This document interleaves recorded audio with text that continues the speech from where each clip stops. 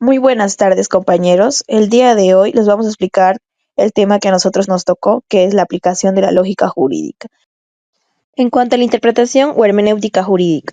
La hermenéutica jurídica es el arte y la técnica de interpretar las leyes. Se aplica cuando una norma es ambigua, confusa o admite varias interpretaciones. El objetivo es descubrir el verdadero sentido de la norma, respetando la intención del legislador y los principios del orden jurídico.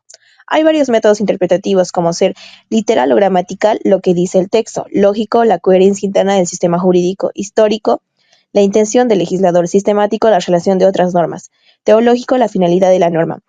En cuanto a la integración del derecho, se refiere como a resolver los vacíos legales o las lagunas del sistema jurídico, es decir, cuando no existe una norma que regule directamente un caso concreto. Para llenar esos vacíos, el jurista puede usar la analogía, los principios generales del derecho, costumbres. Las lagunas y la integración. Una laguna jurídica es un caso no previsto por el legislador. La integración es el mecanismo que suple esa falta de la norma aplicable. Aquí se aplican herramientas lógicas y jurídicas como los argumentos por analogía que ya vimos en simili ad simili, maiore o minus, etcétera, para dar una solución válida y coherente con el ordenamiento legal. En cuanto al tiempo de la norma jurídica, este punto analiza cómo se aplica la ley en la relación con el tiempo, es decir, desde cuándo una norma tiene efectos, puede aplicarse a hechos ocurridos antes de la vigencia, qué pasa cuando una norma es derogada. Principios importantes es la irretroactividad, es decir, que la ley no se aplica hacia el pasado, salvo que beneficie al reo en derecho penal. La ultraactividad, una ley que es derogada puede ser aplicada en ciertos efectos pasados. En cuanto al espacio de la norma jurídica, este punto trata sobre la aplicación territorial de la norma, es decir, donde se aplica una ley. Se basa en principios como territorialidad; las leyes rigen dentro del territorio del Estado; extraterritorialidad, algunas normas pueden aplicarse fuera del país, por ejemplo, en embajadas o con ciudadanos en el extranjero. Conflicto de leyes, cuando hay conflicto entre normas de distintos territorios, como por ejemplo entre países, se recurre al derecho internacional privado. Le paso la palabra a mi siguiente compañera. Aplicación de la ley.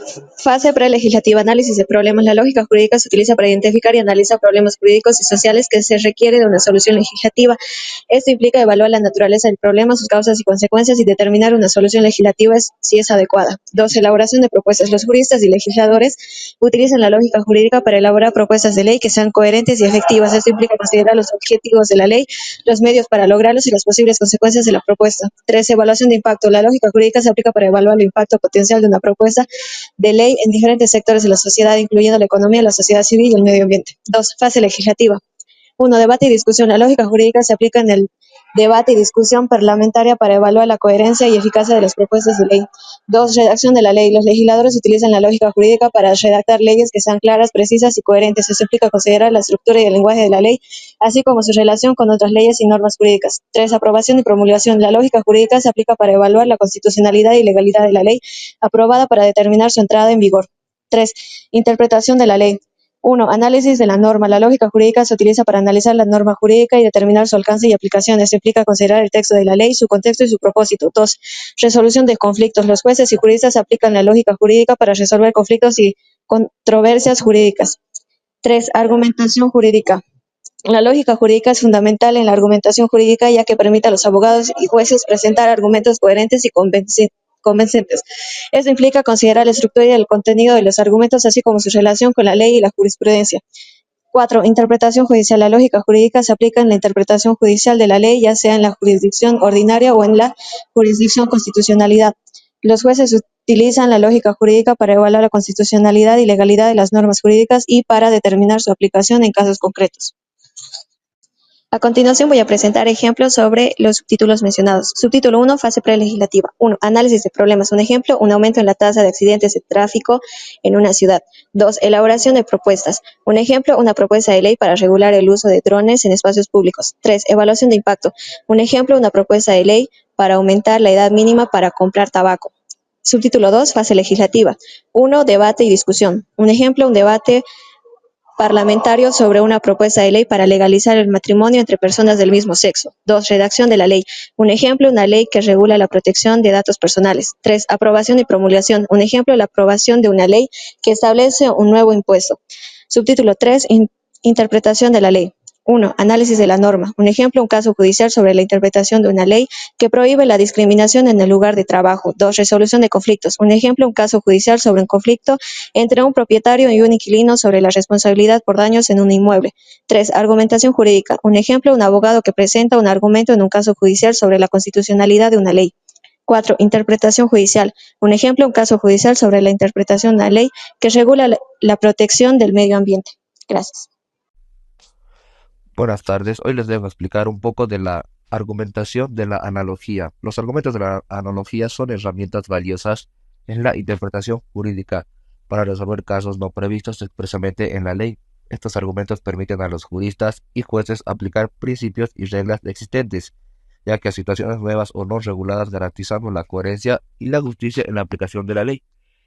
También existen dos tipos importantes de argumentos por analogía, ya que son el simile ad simili de similar a similar, ya que se aplica la misma regla a situaciones que comparten características similares.